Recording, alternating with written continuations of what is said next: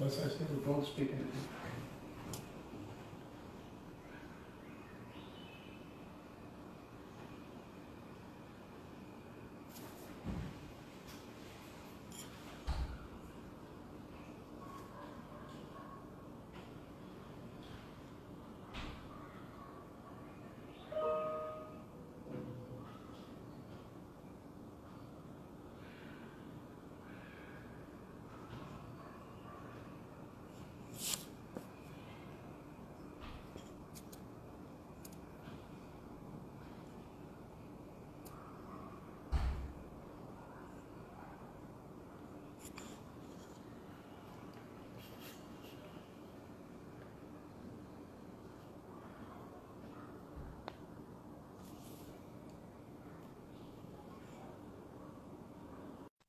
Hello, hello everyone. We are just waiting for Hemant to join. Hi. नमस्ते जी। Namaste. uh, so hello and good evening everyone. Today in our creator series, we are going to talk about the beautiful and the phenomenal miniature painting from Rajasthan done by Hemant Kumar. So Hemant ji, uh, जी स्वागत है आपका। बताइए जी। आप अपने बारे में कुछ बताइए कि आपने ये आर्ट कब से इसकी शुरुआत की और मीन्स आप अपने बारे में बताइए, आप इंट्रोड्यूस कीजिए जी अपने जी आप। जी। नमस्कार। सबसे पहले तो मैं हेमंत कुमावत जयपुर राजस्थान से हूँ, मिनिएचर आर्टिस्ट हूँ। और मैंने जो ये कला का जो स्टार्टिंग किया था, मैं बचपन से ही ये काम करता हूँ। Because my father is also miniature artist and my grandfather is also good stone carving artist. So I am third generation artist. अच्छा, तो मिनिएचर आर्ट के बारे में आप कुछ बताइए, क्योंकि ये एक आर्ट के बारे में अभी जो हमारे साथ जुड़े हुए हैं उन्हें भी पता जी होना चाहिए कि ये आर्ट फॉर्म है क्या। तो इसके जी। बारे फर्स्ट में ऑफ थोड़ा ऑल डिटेल से बताएं। जी, फर्स्ट ऑफ ऑल ये कहना चाहूँगा कि मिनिएचर दैट इज़ बारीक। मिनिएचर इज़ बारीक। मतलब अगर कोई मिनिएचर पेंटिंग आप देखेंगे तो उसकी बारीकी आपको देखने को मिलेगी। और हम्म फर्स्ट ऑफ ऑल उसका जो रूप होगा वो छोटा रूप होगा। और हम्म। उसमें जो काम किया गया होगा उसमें नेचुरल डाइज़ होगी, रियल गोल्ड होगा। और तो जो इसकी पेपर इस्तेमाल शुरुआत नहीं, इसके इसे वो तो डाइस के बारे में हम बात करेंगे, पर इसकी जैसे जी, शुरुआत कब हुई जी, और इसकी ये शुरुआत की मतलब बात हाँ। करते हैं तो सबसे पहले जो मुगल मिनिएचर की शुरुआत हुई थी, वो हम्म ईरान से। ईरान में जो सबसे पहले पेंटिंग बनी थी वो पर्शियन एंड मुगल पेंटिंग था। पर्शियन अच्छा। एंड मुगल पेंटिंग के जो भी सब्जेक्ट आप देखेंगे, अगर आप गूगल पे भी सर्च करेंगे तो उसमें हम्म मोस्टली राजा महाराजाओं के जो भी कोर्ट सीन रहेंगे, हंटिंग सीन रहेंगे। हम्म। तो ये मोस्टली दो तीन जो उनके टॉपिक्स हैं यही होते हैं पर्शियन मुगल पेंटिंग्स में। और अच्छा। बेसिकली जो पेपर इस्तेमाल किया गया होता है वो जैसे 200-300 साल पुराने जो बुक्स के पेपर होते हैं, उर्दू बुक्स के पेपर हो गए, अरबिक बुक्स के पेपर हो गए, वसली हो गया, इस तरह के पेपर इस्तेमाल होते थे। और धीरे धीरे और जैसे अपने फिर हिंदुस्तान में। फिर ये जो मुगल पेंटिंग्स थे उसको फिर वो राजस्थान में किस तरह से अलग अलग। जी, तो मैं तो बताना इसके चाहूंगा बारे कि में जैसे बताएं। जैसे हमारे भारत में मुगल साम्राज्य आया, मुगल हम्म साम्राज्य आने के बाद में यहाँ पे मुगलों का साम्राज्य आ गया। उसमें जैसे हुमायूं के टाइम में हुमायूंनामा के पेंटिंग्स बने। अकबर के टाइम में अकबरनामा की पेंटिंग्स बनी। हम्म जहांगीर के टाइम में जहांगीरनामा के पेंटिंग्स बने। शाहजहां के टाइम में जैसे कि उनका एक फेमस एग्जाम्पल है जो उन्होंने शाहजहां की अपने जो मुमताज की याद में ताजमहल का जो निर्माण करवाया था, उसमें आपको देखने को मिल सकता है वो वुड कार्विंग के बहुत अच्छे जो नक्काशी की गई है संगमरमर के पत्थर में, वो एक हम्म। बहुत बड़ा एक एग्जाम्पल है। अच्छा, और तो फिर ये राजस्थान कैसे, मतलब राजस्थान में जो अलग अलग स्कूल ऑफ आर्ट है वो भी मिनिएचर पेंटिंग्स कहा जाता है। यस, वो भी तो मैं बताना चाहूंगी। ये मुगल से फिर वो राजस्थान के बारे में बताइए कि राजस्थान के जो जी आर्ट। किस जी तरह जी, से डेवलप? राजस्थान में भी डिफरेंट टाइप ऑफ स्टेट्स हैं, तो हर एक स्टेट का अलग अलग स्कूल है। जैसे कि मैं बात करता हूँ कि मैं जयपुर से बिलोंग करता हूँ, तो जयपुर का भी एक स्कूल है, उसे जयपुर स्कूल के नाम से जानते हैं। स्कूल इन द सेंस कि वहाँ का रहन सहन, पहनावा, वहाँ की जो प्रकृति है, उसी की जो एक्सपेक्टेशंस होती हैं, जिनको हम देख के कुछ पेंटिंग बनाते हैं, वो ही स्कूल से रिलेटेड होता है। जैसे हम बात करें जोधपुर स्कूल, तो जोधपुर में जो वहाँ का रहन सहन है, वहाँ का खान पान है, वहाँ की ज्वेलरी है, वहाँ के लोगों का आंख नाक मुंह, वहाँ की जो एनाटॉमी है, उसी को उसमें स्कूल में दर्शाया जाता है। अच्छा, तो राजस्थान के भी हर पार्ट का एक अलग से स्कूल ऑफ मिनिएचर है, जी। राइट? कहाँ तो का मैम? आप जो प्रैक्टिस करते हैं वो जी। फिर वो क्या जयपुर का मिनिएचर पेंटिंग है? नहीं, एक्चुअल में जो मैं पेंटिंग करता हूँ, मिनिएचर पेंटिंग, उसमें हम्म बेसिकली जयपुर का नहीं है, क्योंकि हम्म मैं ट्रैवल करता रहता हूँ, तो जो भी अपने हम्म आसपास में जो देखता हूँ, जैसे कि वहाँ के जो बर्ड्स एनिमल्स, वहाँ की जितनी भी बिल्डिंग्स हैं, उन सबको देख हम्म। के मैं एकदम अलग क्रिएटिविटी तैयार करता हूँ, ना कि हूबहू उसको करता हूँ। तो ट्रेडिशनली जो आपने अपने पिताजी से सीखा वो जी। वो किस फॉर्म को सीखा था पहले? वो मैंने ट्रेडिशनल फॉर्म, जैसे कि फर्स्ट ऑफ ऑल, जैसे मैंने, जब भी मैं छोटा था तो मैं पापा के साथ में कलर बनाता था।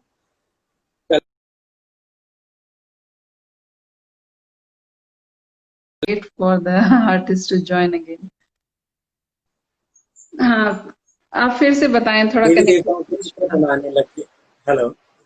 हाँ, आप फर्स्ट फिर ऑफ से ऑल, जैसे बताएं। हम फादर के साथ में काम करते थे, तो हम धीरे धीरे हम्म कलर बनाना, कलर को हम्म कैसे तोड़ना है, कैसे ग्राइंड अप करना है, तो छोटे छोटे फ्लावर्स बनाते थे, बर्ड्स के चित्र बनाते थे। फिर धीरे हम्म धीरे जैसे देखा कि फादर कुछ भगवान के चित्र भी बनाते हैं, कुछ राजा महाराजा हम्म के भी चित्र बनाते हैं, तो धीरे धीरे उसमें पकड़ होती गई, और हम लोग वो करना शुरू हो गए कि जैसे हम कलर फीलिंग करते थे पहले, फिर आउटलाइन करते थे, फिर धीरे धीरे फिनिशिंग होता गया। तो इसके बाद आपने आर्ट में एडुकेशन भी आपने जी। लिया, तो मैंने आर्ट्स आपने में पढ़ाई किया है। तो आर्ट्स में आपने कहाँ तक पढ़ाई की है और कहाँ से आर्ट्स में की? मैंने जी, आर्ट्स में मैंने पढ़ाई 2006 में मेरा फर्स्ट ईयर था, जयपुर स्कूल ऑफ आर्ट से मैंने किया है। हम्म 2010 में मेरा बैचलर्स कंप्लीट हो गया था, देन हम्म। 2012 में मेरा मास्टर्स कंप्लीट हो गया था। तो इसके बाद आपके स्टाइल में मतलब जो आपने ट्रेडिशनल आर्ट सीखा पहले और फिर आपके पढ़ाई के बाद में आपके स्टाइल में मतलब क्या उसका इम्पैक्ट हुआ, क्या प्रभाव पड़ा? उसका ये प्रभाव पड़ा कि पहले जब भी फादर के साथ करते थे, तो ये देखा कि कृष्णा का पेंटिंग बनाना है, राधा का पेंटिंग बनाना है, राजा महाराजा बनाना है, लेकिन जब भी कॉलेज में एडमिशन लिया, उसके बाद में लगा कि यार ये फॉर्म्स को, मतलब फॉर्म्स को बनाना ही कोई ज्यादा वो नहीं, हम कलर के माध्यम से भी अपनी बात कह सकते हैं, हम्म। किसी फॉर्म्स को लेके भी हम अपने बात को कह सकते हैं, पर्टिकुलर उस ह्यूमन बॉडी को हम बना करके अपने विचार जाहिर नहीं कर सकते, कलर्स के माध्यम से, फॉर्म्स के माध्यम से भी हम उसको क्रिएट कर सकते हैं, और जो भी आप मैसेज देना चाहते हैं वो दे सकते हैं। तो फिर उस चीज को आपने अपने आर्ट में अभी जो प्रेजेंट आप जी बनाते हैं आपने उस चीज को लाया। जी। तो आप जी कुछ मैम। दिखा, आप पहले तो हमें कुछ दिखाइए कि आप बनाते क्या क्या है। ये जैसा मेरा कलरफुल लाइफ ऑफ ट्री है, हम्म इसमें बर्ड्स हैं, फ्लावर्स हैं, हम्म। ये ये आप सारा नेचुरल। इसको आप ना जरा कैमरा को फ्लिप करके और वो इसको नीचे रख के और उस पे कैमरा पे दिखाइए, तो वो ओके। ज्यादा अच्छे तरीके से दिखेगा। जी, इस तरह से। जी, ये मेरा तो ब्लैक एंड व्हाइट अब है। आप बताइए। It's a it's a black and white, it's my black and white work. हाँ, थोड़ा सा और इससे नजदीक से दिखा के बताइए इसमें क्या डिफरेंस है और आपने क्या इसमें नया किया है। ये ये जो भी ट्रीज मैंने बनाया है, जो मैं अपने आसपास में जो भी देखता हूँ, नेचर को देखता हूँ, बर्ड्स को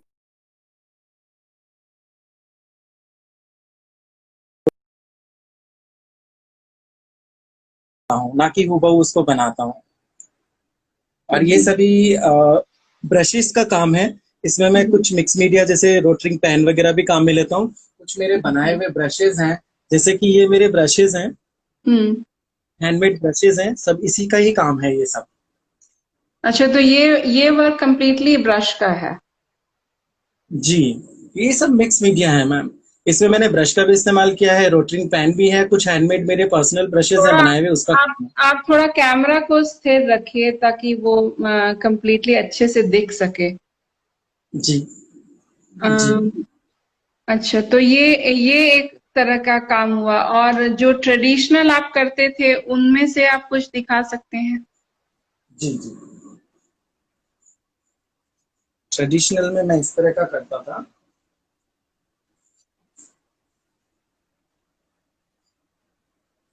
अच्छा। Just a minute.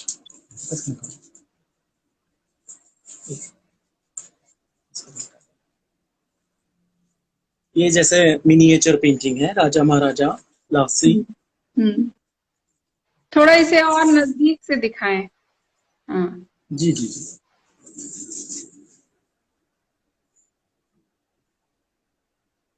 तो इसके चारों तरफ ये बॉर्डर बनता ही ये सब।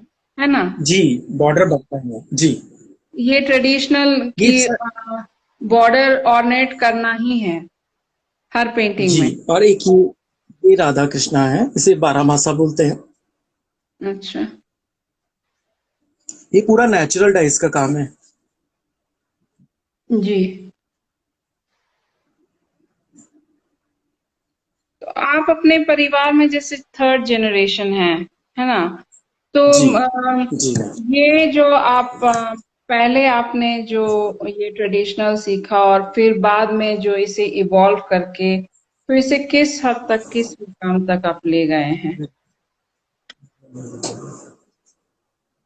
जस्ट मैंने जो अब तक मेरे पिताजी से सीखा है, और हम्म मैंने स्टडी भी इसी से किया है। जैसा कि हम्म आज मैं अपनी एक नई फॉर्म क्रिएट कर रहा हूँ, और वो लोगों को बहुत पसंद आ रहा है। जैसे कि मोस्टली मैं देखता हूँ कि जब मैंने मिनिएचर किया तो वो मैंने बहुत कलरफुल, जैसे कि इतने सारे कलर्स का इस्तेमाल किया। अपने आसपास में जो भी देखा सुना पहले, जो वो ही क्रिएट किया। कि मैंने राम को देखा तो राम को बना दिया, राधा कृष्णा को देखा तो वो राधा कृष्णा को बना दिया मैंने। तो जी। लेकिन अभी जो रिसेट में काम करता हूँ, वो जो भी मैं कहीं पे भी विजिट करता हूँ तो उसको मैं देखता हूँ, लेकिन घर आने के बाद में तो ये उसको मैं। ज्यादातर इंस्पिरेशन जो अभी आप अपने नए वर्क में ला रहे हैं, वो आप जी। कहाँ से ला रहे हैं? मतलब इंस्पिरेशन आपको कहाँ से मिलता है? इंस्पिरेशन फर्स्ट ऑफ ऑल मेरे फादर से ही मिली है, मुझे जो विरासत में मिली है। बाकी नहीं, वो तो सेकेंडरी जब भी मैं कहीं। ट्रेडिशनल, लेकिन आप जो इंस्पिरेशन अभी के प्रेजेंट वर्क में जो आप ढूंढते हैं, जी जी। जो जैसे पेड़ पौधे या जो भी बनाते हैं, वो आप मतलब कहाँ से करते हैं? इंस्पिरेशन के लिए मैं जैसे विजिट करता रहता हूँ, जैसे कि बात करें कि हमारे राजस्थान का सवाई माधोपुर फॉरेस्ट है, भरतपुर का गना पक्षी विहार है, इस तरह के काफी फॉरेस्ट राजस्थान में देखने को मिलेंगे आपको। तो यहाँ मैं विजिट करता रहता हूँ, क्योंकि मुझे जानवरों और पक्षियों से बहुत लगाव है। तो आप विजिट करके वहां जाकर बनाते हैं या वहां विजिट जाकर करके नहीं बनाता आके हूँ, वापस बनाते हैं? मैं सिर्फ विजिट करता हूँ, आसपास का सब कुछ माहौल वहां देखता हूँ, और आकर फिर एक गहन चिंतन में बैठ के फिर सब चीज ड्रॉ करता हूँ अपना। ऐसा जी। नहीं कि वो चिड़िया को मैंने देखा वो मैंने ड्रॉ कर दिया, जैसा मैंने पेड़ देखा उसको मैंने ड्रॉ कर दिया। एक फीलिंग होती है कि कहीं विजिट करने के बाद में एक फील होता है कि इससे मुझे क्या पॉजिटिविटी है, क्या निगेटिविटी है, वो मेरे पेंटिंग में आपको देखने को मिल जाएगी। अच्छा, तो अब आप ये बताइए कि जिस इसमें जो आप नेचुरल डाइज, आप सिर्फ ब्लैक एंड व्हाइट करते हैं या और भी कलर्स यूज करते हैं अपने पेंटिंग्स में? जैसे आपने मैं कलरफुल भी दिखाया, राइट? जी तो जी। अब कि आप किस टाइप के इंक्स यूज करते हैं, और से आप जो भी डाइज, नेचुरल डाइज जो यूज करते हैं, आप उसके बारे में डिटेल से बताएं। जी जी जी जी। फर्स्ट ऑफ ऑल मैं बताना चाहूंगा कि जो मैं कलर यूज करता हूँ, मैं ब्लैक एंड व्हाइट में तो मोस्टली सभी natural dyes and hmm Rotring pens and normal gel pens जो भी होते हैं वो मैं यूज करता हूँ। हम्म बाकी जो मेरे कलरफुल पेंटिंग्स रहते हैं उसमें सभी नेचुरल डाई यूज करता हूँ। जैसे कि बात करें, ये मेरा सफेद कलर है, इसको हम बोलते हैं खड़िया। हम्म। ये जयपुर से 35 किलोमीटर एक गांव है बास्को, वहां पे ये खुदाई में मिलता है। जी। इसे हम व्हाइट कलर बोलते हैं। ये तो आप इसको जब क्या भी आपकी पीस म्यूजियम। पीस कर बनाते हैं इसको? जी नहीं, इसको पीसना नहीं पड़ता है, इसका एक सिस्टम होता है, मैं आपको दिखा रहा हूँ। जी। इसमें इस तरह से ये करना पड़ता है, एक प्लेट होती है और ये मार्बल का पत्थर है, उसके जी। ऊपर उसे ऐसे घिसना पड़ता है पानी जी। के साथ में। हम्म पानी के साथ में जब इसे घिसेंगे आप तो ये लिक्विड इसमें एकत्रित होता जाएगा नीचे की तरफ। जी। तो ये उसके बाद जब ये बेसिकली पूरा जैसे हम चंदन से घिस के चंदन निकालते हैं, उसी तरह से इस मिट्टी से भी आप वो निकालते हैं। हाँ जी। लेकिन उसके बाद का प्रोसेस ये है कि इसको जब भी हम लिक्विड जो तैयार हो जाता है उसको हम एक अलग बर्तन में इकट्ठा करते हैं। उसके बाद में कॉटन की कम से कम 15 से 20 लेयर्स होती हैं बड़ी बड़ी, उसमें इस पेस्ट को छानते हैं। अच्छा, तो ठीक इसमें है। जो भी इसमें जो वेस्ट मटेरियल रहता है वो कॉटन की लेयर में रह जाता है और नीचे जो बर्तन में है वो प्योर जो रहता है वो उसमें इकट्ठा हो जाता है। तो ये तो आपके वाइट हो गए, बाकी के जी, कलर्स? ये मुल्तानी मिट्टी है। जी। ये हमारा बेस कलर होता है। हम्म। ये मेरा पेपर है, इसको बोलते हैं वसली। अच्छा, तो ये क्या हैंडमेड पेपर है? ये हैंडमेड पेपर है। अच्छा। इसे बोलते हैं वसली, जो कि मार्केट में इजीली अवेलेबल नहीं है अब, अच्छा। क्योंकि इसकी लॉन्ग लाइफ बहुत है हम्म। और इसको बनाने वाले लोग भी बहुत ही कम है। ठीक है। तो अब वसली बोलते हैं, है ना? तो वसली वसली। को आप फिर उसको उस पे मुल्तानी मिट्टी का लेप लगाते हैं? जी, मुल्तानी मिट्टी का लेप भी हम इसलिए करते हैं कि वसली में भी कहीं कहीं कुछ गड्ढे रह जाते हैं। जी। तो जब ये मुल्तानी मिट्टी का लेप हम उस पर करते हैं तो वो गड्ढे फिल हो जाते हैं, तो पेपर जी। पूरा स्मूथ हो जाता है। ओके। स्मूथ होने के बाद हम उसमें ड्राइंग करते हैं। जी। ड्राइंग के बाद में फिर हम कलर फिलिंग करते हैं। कलर फिलिंग के बाद उसमें शेडिंग, धीरे धीरे शेडिंग शुरू करते हैं। Then after finishing. तो थोड़ा सा कलर्स के बारे में, कलर भी दिखाइए जो जो आप यूज करते हैं। ये हमारा देसी गोंद है, जो खाने वाला गोंद होता है, इसके हम हम्म। लड्डू भी बनाते हैं। हम्म। ये फूड गम है। जो भी मेरी नेचुरल डाइज रहेगी उसमें मैं ये यूज करता हूँ। अच्छा। जैसे ही कलर हमारा बन के तैयार हो जाता तो है तो ये लास्ट में हम इस। कोई भी नेचुरल डाई में इसको मिलाना जरूरी है? जी बिल्कुल, इसको मिलाना अच्छा। जरूरी है। अगर आप कोई दूसरा गोंद इसमें मिलाते हैं तो हम्म। वो उसको कीड़े मकोड़े खा जाएंगे आपके कलर को। अच्छा। पर ये नेचुरल रहता है। ओके। इसको पानी में भिगो के रखना पड़ता है, 15 से 20 दिन तक पानी में भिगो के रखना पड़ता है। जी। वही प्रोसेस है इसका, फिर इसको छानना पड़ता है। 15-20 दिन भिगोने के बाद में इसको छानना पड़ता है। छानने के बाद में इसको एक बर्तन में रख सकते हैं आप। और पानी जैसे में। आपकी नेचुरल हम्म। डाइस जो तैयार हो जाती है उसमें आप जब भी आप उसको काम में लेंगे तो ये उसमें आप मिलाएंगे फूड गम। अच्छा। तो अब आप बताइए कि ये तो नेचुरल डाइज आपके हो गए, अब आप पेपर के बारे में बताइए कि पेपर भी आपने बोला था कि कभी कभी आप खुद बनाते हैं या उसको तैयार करते हैं, तो वो जी, कैसे करते जैसे हैं? कि डिपेंड करता है कि अगर मुझे कोई छोटा साइज है तो छोटे साइज का पेपर इजीली अवेलेबल हो जाता है। तो मान लीजिए कभी मुझे बड़ा पेंटिंग बनाना है, तो बड़े पेंटिंग के लिए जैसे रॉ मटेरियल होता है हमारा, जैसे इस तरह की पेपर होती है। तो हम्म। मान लीजिए बड़ी पेंटिंग बनानी है तो इस तरह के हम 2 पेपर लेते हैं। हम्म। उनको हम लेई, जिसको बोलते हैं मैदा, हम्म।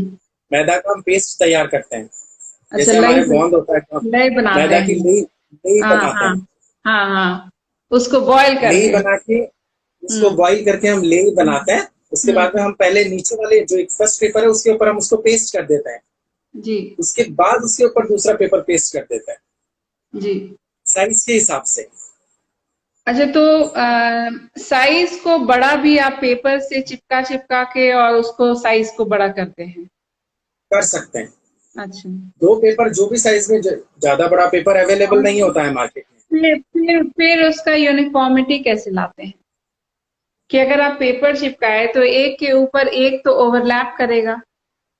जी, कई बार तो होता है कि जैसे कि मैं बात करूं ये बुक्स के पेपर की, इस तरह हम्म। के जो पुराने बुक्स के पेपर होते हैं ये बहुत ही हम्म। पतले होते हैं। जैसे कि ये हम्म। पेपर 300 साल पुराना है, ये जी। अरेबिक बुक्स के पेपर। अब जी। ये पेपर को संभालना इतना डिफिकल्ट है कि इसको पेस्ट करना ही पड़ेगा हमको। जी। और अगर इसको कोई पेंटिंग भी करते हैं तो वो पेंटिंग नहीं कर सकते आप, इसको पेस्ट हाँ। करना ही पड़ेगा। और तो अगर मान लीजिए हम किसी। इसको किस चीज से पेस्ट करते हैं और किस पर पेस्ट करते हैं? ये जैसे मान लीजिए एक पेपर है मेरा, हम्म। इसको हम वसली पे भी पेस्ट कर सकते हैं, जो कि एक नेचुरल पेपर है, जो इजीली खराब नहीं होता, लॉन्ग टाइम तक इसका सेविंग्स रहता है। तो हम अच्छा। इसको उस पे भी पेस्ट कर सकते हैं। जी। तो जो हमारा पेंटिंग इस पे बनेगा उसकी लाइफ लॉन्ग लाइफ रहेगी। जी। तो पेस्ट किससे करते हैं? मेरा सवाल ये है। पेस्ट मैंने आपको पहले भी बताया कि जो मैदा की लेई बनती है हम्म, उसी से ही हम इसको पेस्ट करते हैं क्योंकि वो नेचुरल है। अच्छा। और ब्रश जो है वो आप किस तरीके का ब्रश यूज करते हैं? यूजुअली कहा जाता है कि मिनिएचर के लिए बहुत बारीक ब्रश होता है। ये हमारा 000 नंबर का ब्रश है। हम्म।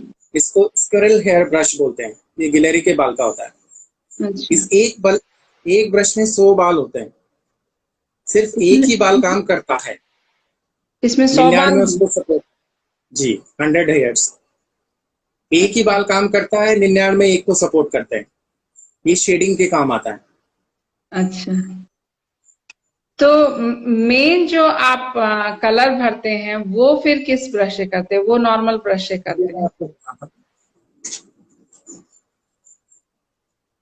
ये हमारा ब्रश होता है। ये भी स्क्विरल हेयर का है?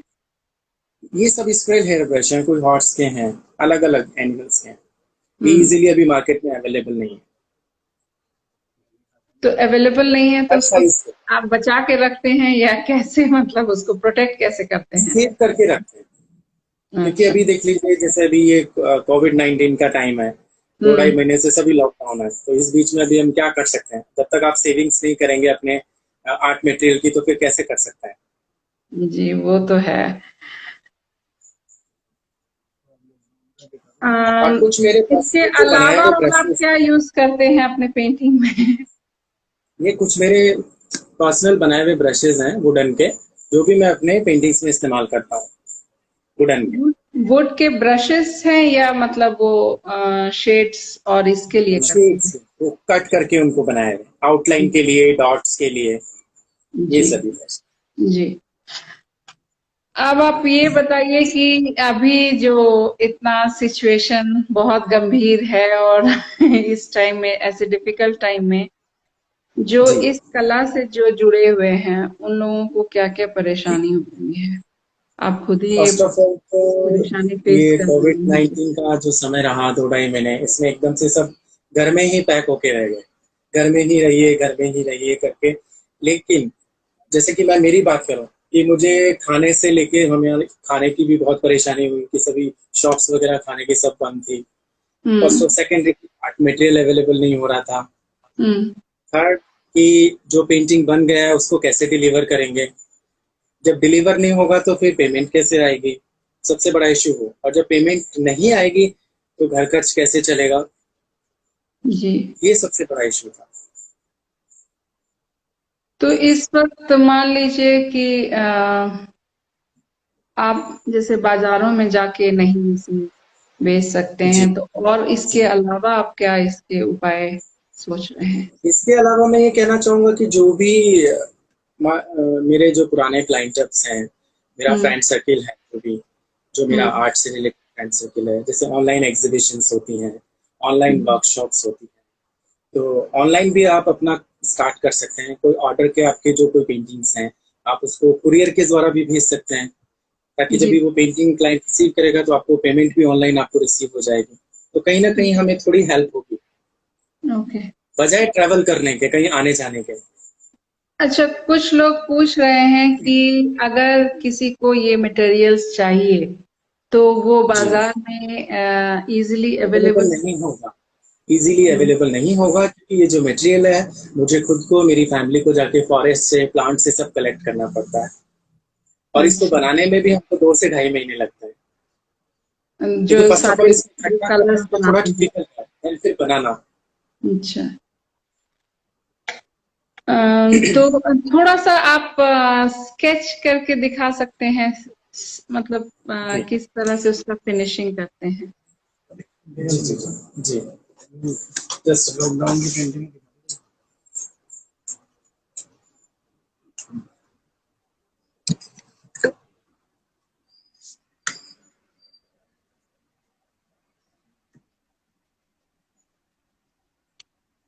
थोड़ा और नजदीक से दिखाइए, ये दिख नहीं रहा है।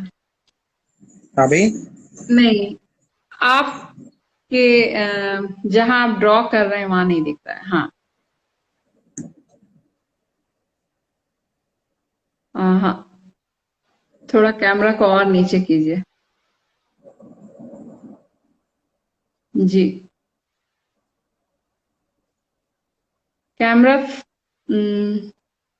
थोड़ा फ्लिप करके दिखाना पड़ेगा, अदरवाइज आप किधर ड्रॉ कर रहे हैं वो पता नहीं चलता। लेकिन तो तू काम कर, तू दिखा।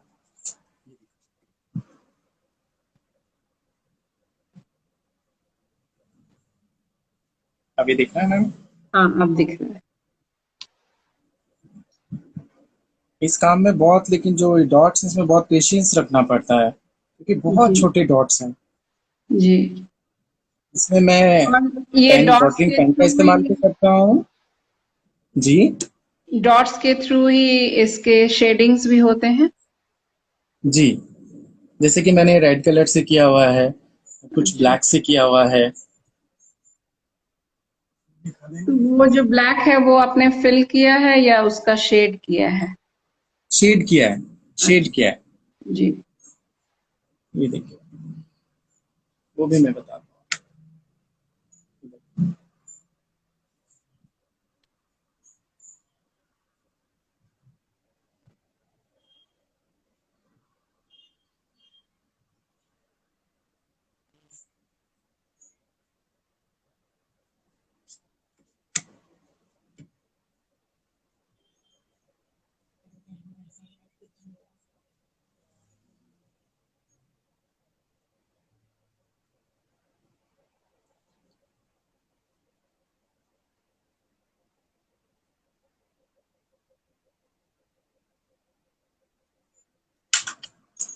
तो आप जो कलर्ड वाला भी जो बनाते हैं उसमें भी क्या शेड्स आप डॉट्स और इससे ही करते हैं या उसमें नहीं, कलर को उसमें मैं मोस्टली उसमें मैं ब्रश यूज करता हूँ, उसमें पेन यूज नहीं करता हूँ।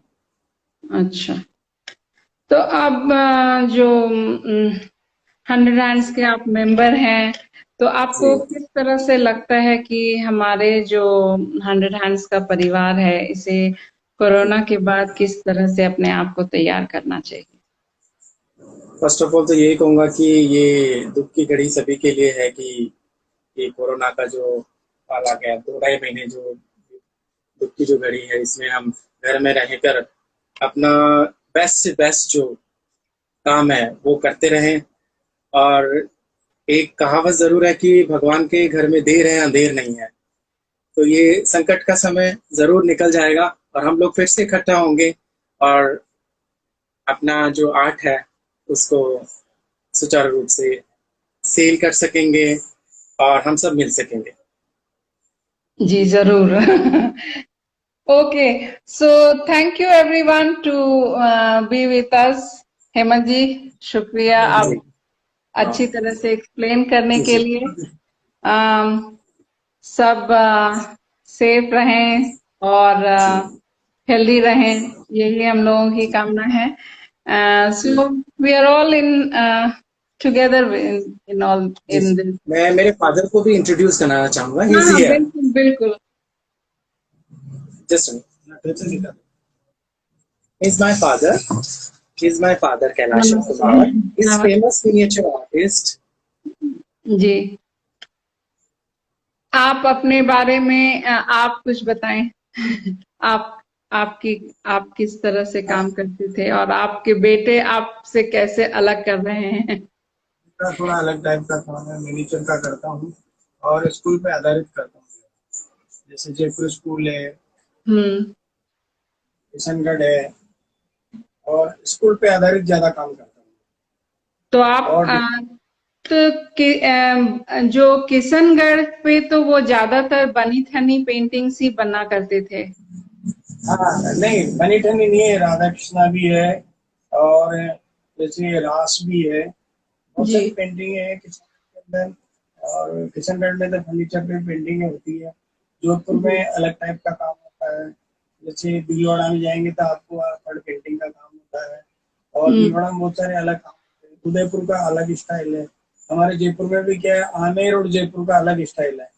जी। जयपुर में क्या है, ब्लू का इस्तेमाल ज्यादा होता है। आप कभी जयपुर आए हैं तो बहुत सारे मंदिर है, हमारे टेम्पल है, उसमें हम्म। देखिए आपको ब्लू कलर का ज्यादा इस्तेमाल आपको लगेगा। और दिखेगा कि ये जयपुर स्कूल है। जैसे जयपुर के नजदीक आमिर आमिर स्कूल का एक अलग स्टाइल है। जी। ऐसे क्या अलग स्कूल है, तो भरतपुर है। आप ज्यादातर जयपुर स्कूल ऑफ आर्ट से ही, मतलब आप ज्यादातर। हाँ, जयपुर का है। जी। ये तो मेरा आपसे बच्चा है, मिल। इसको मैं वो बहुत सारी चीजें दिखाई है, वो सारा सिखाया है। छोटे वाला बच्चा भी करता है मेरा काम। जी। इससे छोटा है वो भी मिनिएचर का काम करता है। मेरी डॉटर भी काम करती है। तो एक कोई और पूछ रहे हैं कि इसे मिनिएचर पेंटिंग क्यों कहते हैं, इसे थोड़ा सा आप एक बार फिर से दोहरा दें। मिनिएचर का मतलब है बारीकी, जी। बारीक से बारीक काम।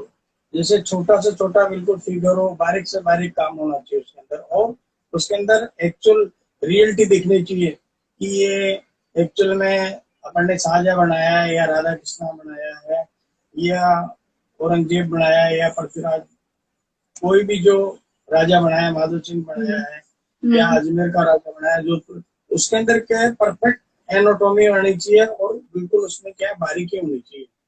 अगर जी। बारीकी नहीं है और कलर उसके वैसे सिस्टम से नहीं है तो वो लगेगा नहीं ये स्कूल की पेंटिंग है। जी। ये जैसे आपसे आप जैसे अ, तेंजोर में जाएंगे तो तेंजोर का भगवान कृष्ण देखेंगे, हमारे यहाँ के कृष्ण देखेंगे तो उसमें बहुत फर्क है, एनाटॉमी में भी और कलर स्कीम में भी। ये है तो जैसे कलर। आप अपना काम और अपने बेटे के काम में फर्क दिखाइए। आप किस तरह से उसे देखते हैं, उसे आप दिखाइए। मेरा अलग टाइप का काम है। देखो ये हमारे लड़के का काम है, अभी इसने किया काम, देखो लॉकडाउन जी। में। जी। ये देखिए हाँ, आप। इनका इनका काम तो हमने देखा और इन्होंने समझाया भी। आप इसको किस तरह से अलग देखते हैं और आप अपना काम किस थोड़ा सा और नजदीक से दिखाइए।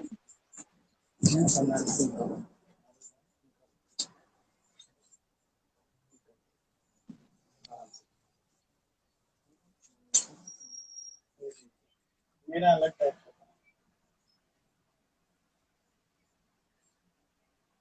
हेमंत जी, इसको थोड़ा सा नजदीक से दिखाइए।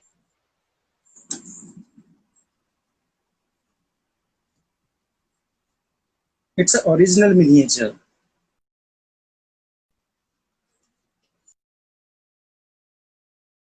और भी है एक दो पेंटिंग है।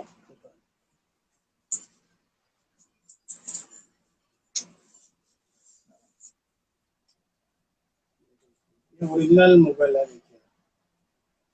अच्छा, तो मुगल जो पेंटिंग है ये ये। ये जो बाहर ब्लू कलर लगा है ना, ये हम्म। ओरिजिनल मुगल है। जी। सारे कलर जो है ना सब मुगल है।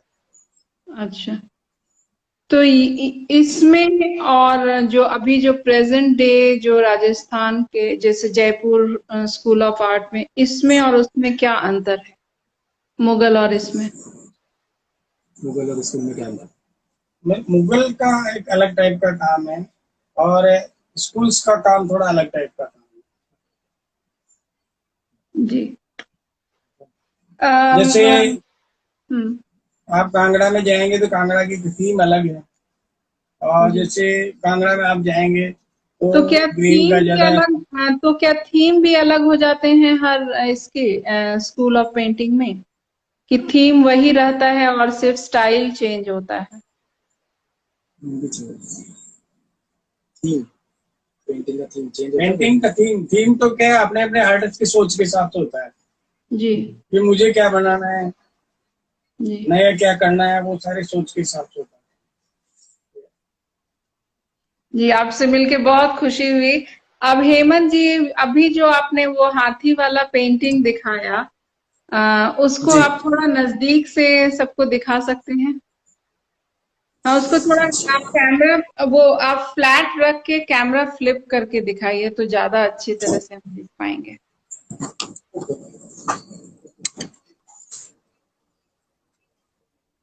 ये दिखा देता हूँ।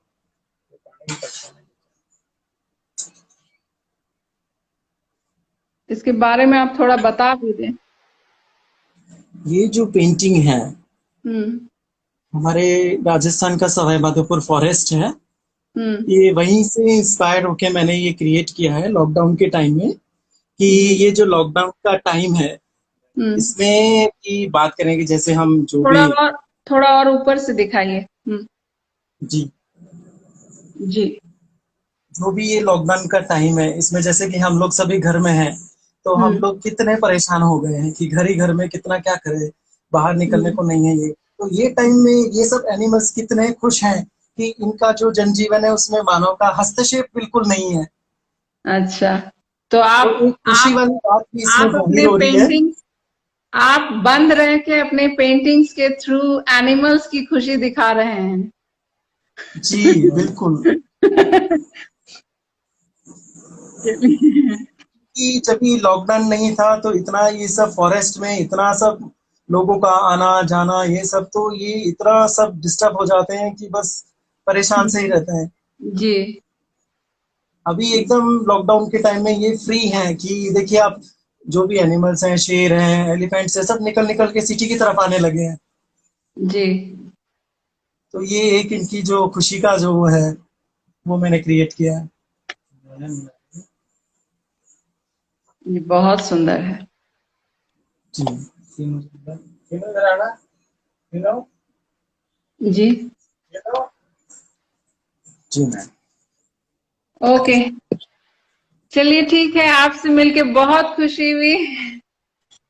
जी ma'am, thank you so much. Yeah, thank you everyone to join. Okay, We'll meet thank in you, the next series नमस्ते। again. Namaste. Thank you very much.